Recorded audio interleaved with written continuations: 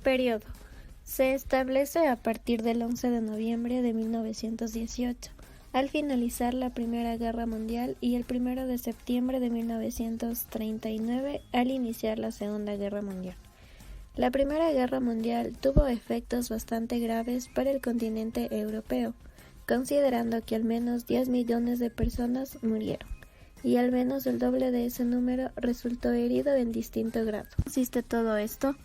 Consiste en utilizar la emisión del papel moneda para financiar las actividades bélicas.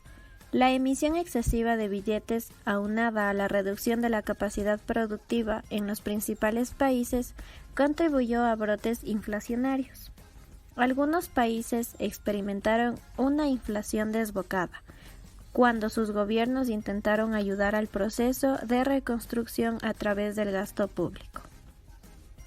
Estos gobiernos financiaron sus compras simplemente imprimiendo el dinero que necesitaban, tal y como habían hecho anteriormente, durante los periodos de guerra.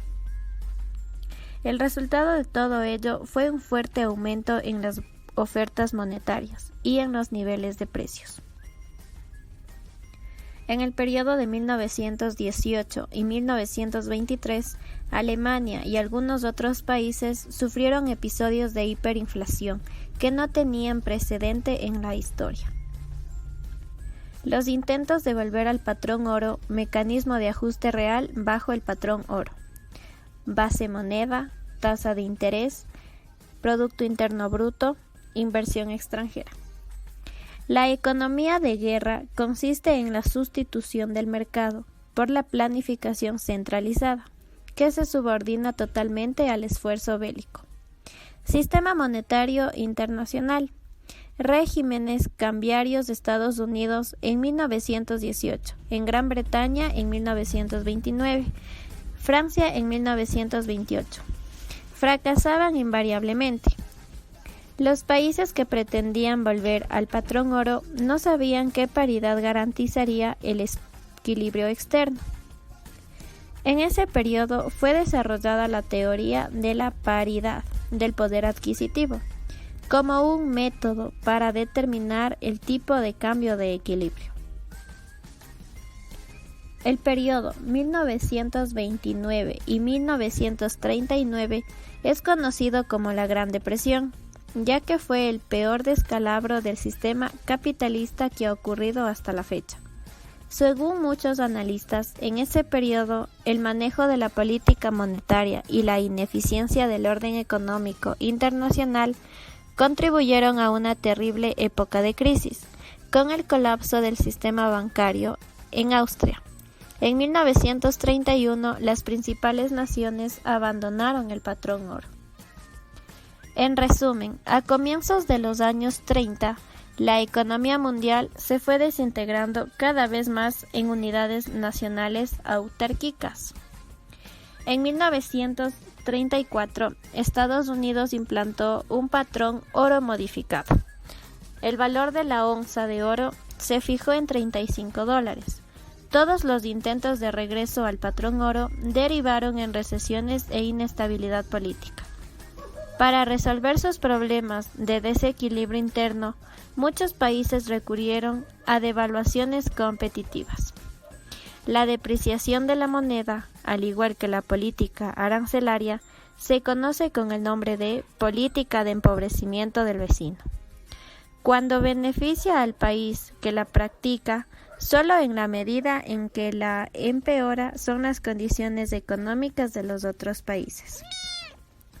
Estas políticas de empobrecer al vecino durante la Gran Depresión provocaron de modo inevitable las represalias de los otros países y con frecuencia conducían a los países a situaciones finales peores.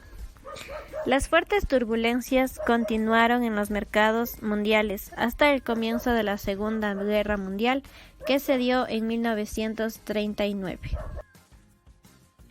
Las características. Los países financieros, parte de sus masivos gastos militares, imprimiendo grandes cantidades de dinero.